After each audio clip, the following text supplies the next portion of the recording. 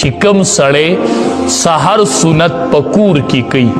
دا صحیح حدیث ته د دې معمول شروع کوي کور کې لک اعمال شروع کوي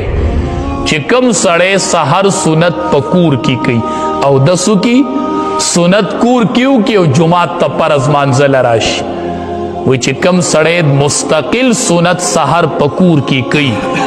نو یو به الله د رزق فراخه کوي په دې کور کې به رزق فراخه کوي په دې کور کې به د رزق تنګي نه راځي زه نه وایم امام الانبیا فرمایي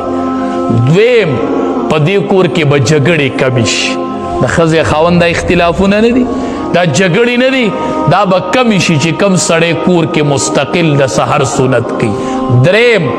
اخره خاتمه وی الله په ایمان نصیب کوي دا د امام الانبیا د خولې وینا ده سحر سنت کور کې کوي